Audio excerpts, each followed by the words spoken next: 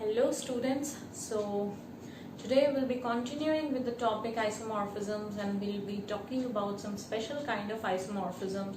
So without wasting much time, let's start with a special kind of isomorphism, that is automorphism.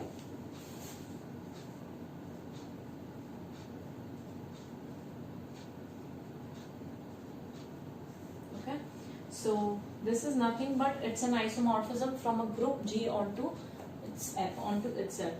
An isomorphism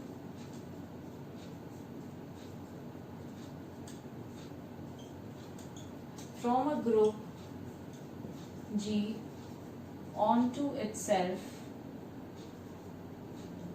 is called automorphism. So let's try to take up some examples of automorphisms. Let phi is a mapping from C to C. Okay, so and this is under addition. Okay, so phi of A plus IB is phi of A minus IB. Okay.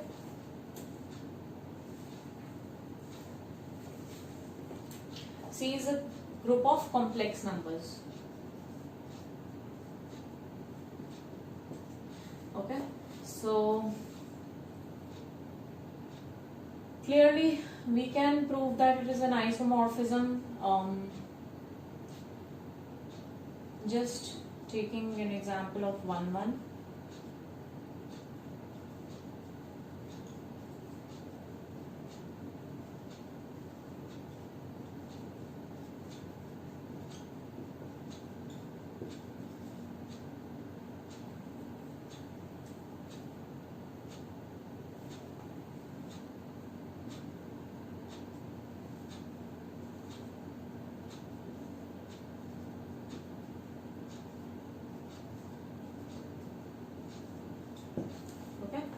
So if phi of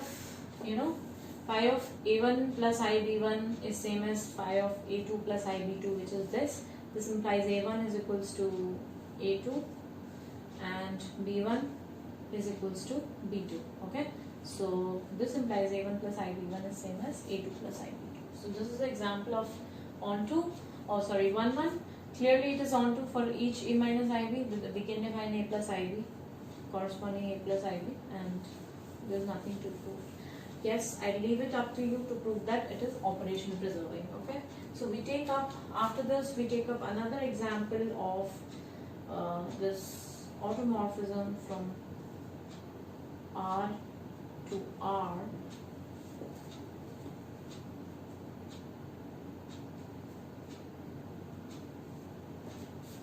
R2 to R2.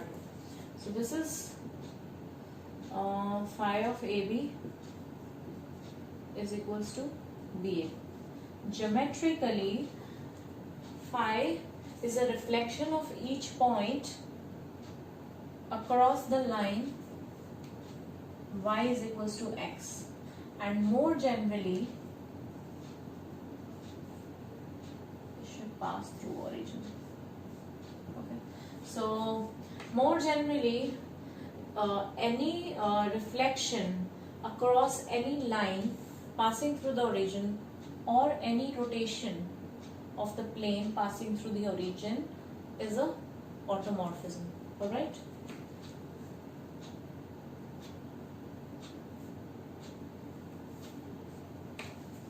Okay, so we took two examples of automorphisms. This can be clearly proved to be an automorphism. So moving ahead, we define inner automorphism. Okay, we already know what is an automorphism. It's an isomorphism from the group onto itself. Okay, so what is an inner automorphism? If A is a fixed element in G, if G is a group and A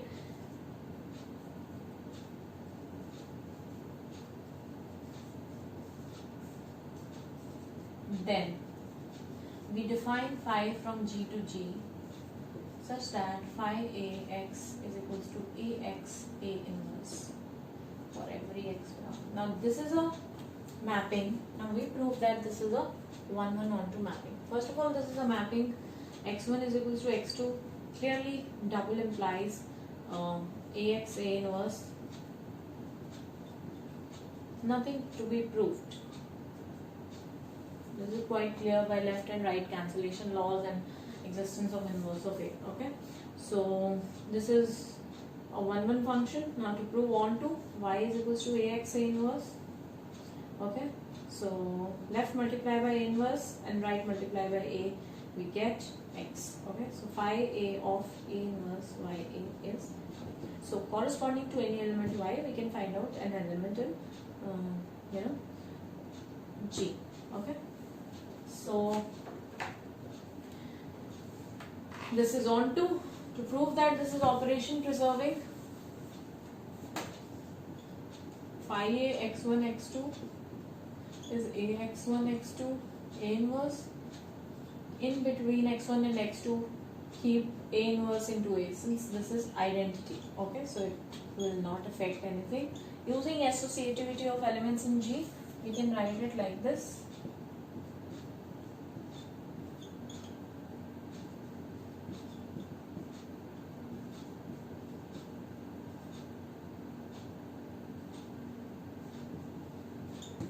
Okay. So this is an inner automorphism induced by A.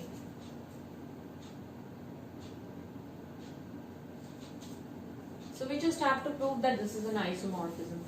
Now,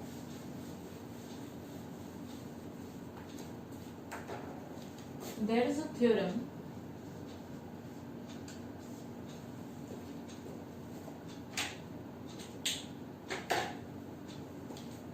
that says that aut of G and inner automorphism of G are groups. Now I leave this up to you to prove that these are groups. If you face any issue, please do write it, and I'll prove this in one of the videos. But for now, I leave this proof to you. This is collection of all automorphisms.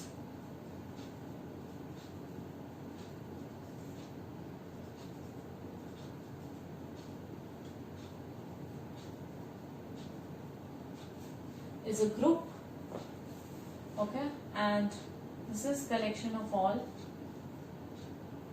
Rather, this will be a subgroup of. Once this becomes a sub, because this is also an automorphism. Okay, so every element of of this group is an automorphism of G. So if this is a group, so this will be a subgroup of aut of G. So once you prove that it is a group, you can use subgroup test to prove that this is a subgroup. And once you prove it's a subgroup, automatically it will be a group. Okay, so nothing to prove separately. Collection of all inner automorphisms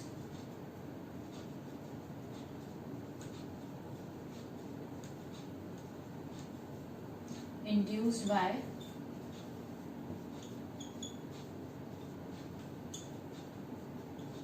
elements of G. Okay, so this is a collection of all automorphisms. This is a collection of inner automorphisms induced by the elements of G. So I leave this up to you to prove that these are groups.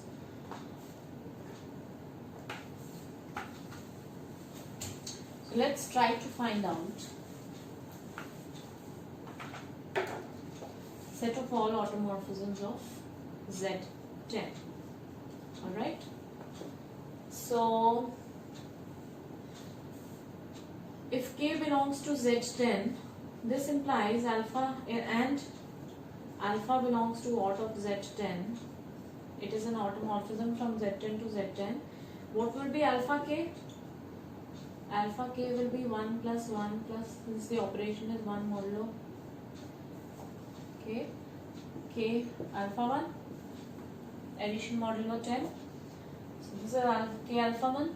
Now K is nothing else but an integer from Z10 belonging to this set. Alright.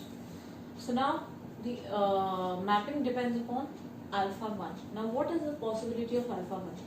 Now we know that 1 belongs to Z10 and order of 1 is 10, and rather Z10 is generated by this element 1.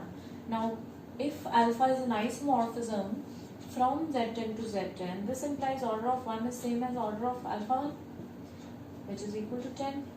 Okay, this implies alpha 1 generates Z10.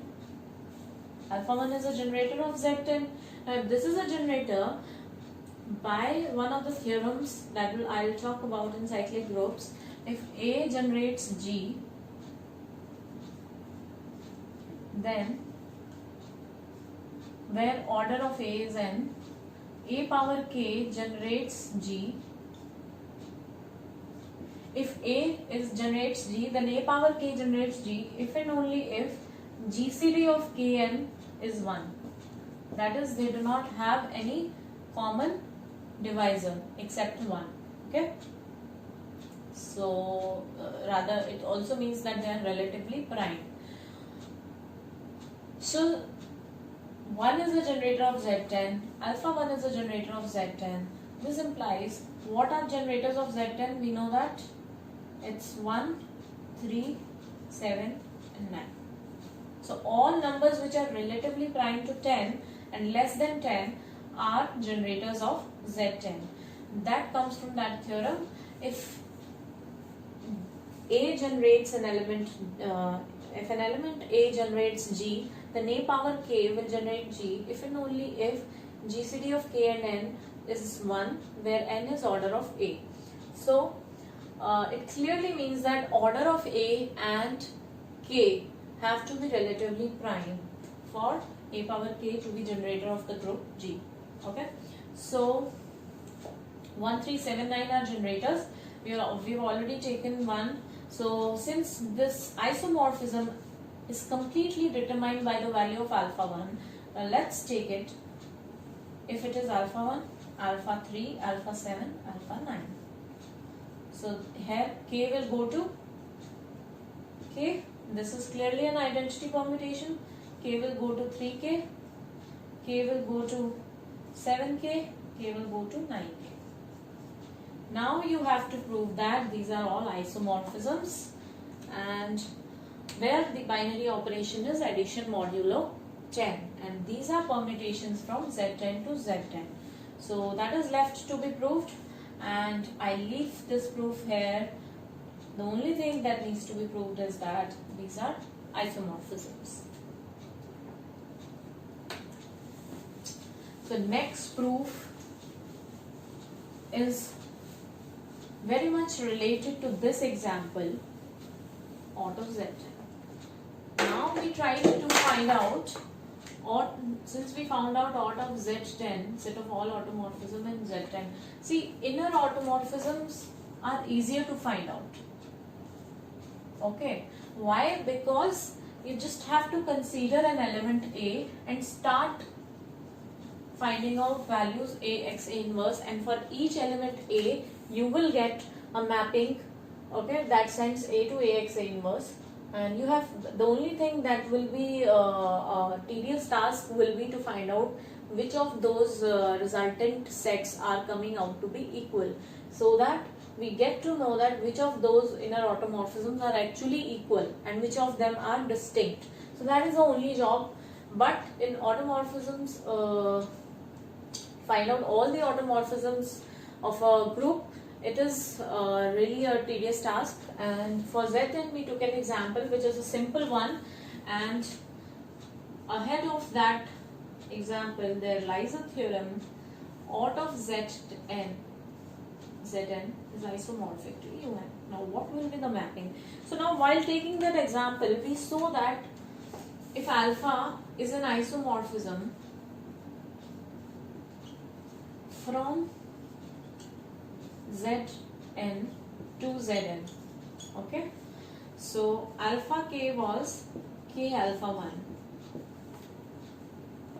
Alright, so the entire isomorphism was dependent on the value of alpha 1, okay, and alpha 1 was was a generator of Zn. Okay. Now we know that alpha 1 is a generator of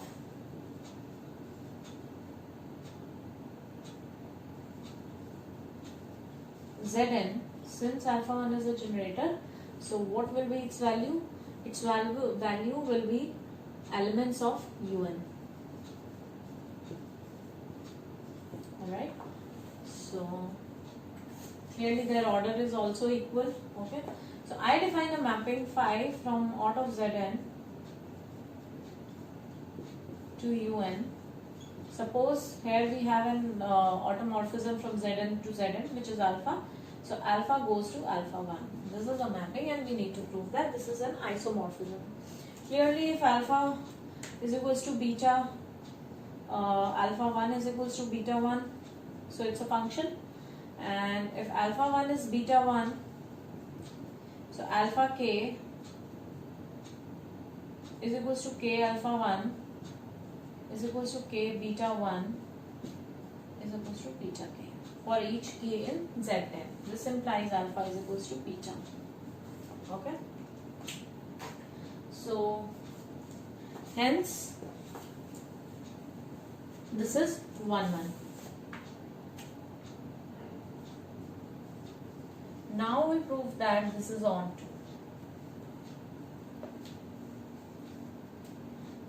Let y belongs to Un. Okay. So we define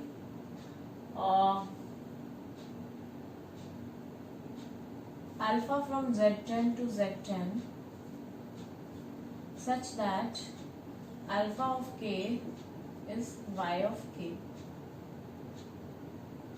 is ky for every k belonging to Z10. Okay. So if y belongs to Un, alpha k is ky for every k belonging to Z10. Now this is a permutation from Z10 to Z10. Okay. Now if this is a permutation, there are some things that are I am leaving it for you to prove that this is a permutation. Then this is onto, and to prove that it is operation preserving alpha of k1 plus k2, since this is modulo n operation, sorry, phi of alpha O beta. Okay, so phi of alpha or beta, we have alpha going to alpha 1, so we have function composition on left hand side. So this is alpha or beta 1, this is equal to alpha beta 1. Okay, so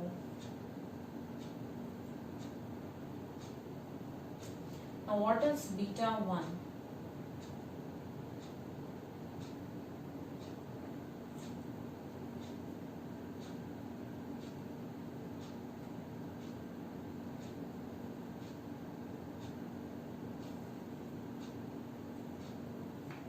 What is the value of beta 1?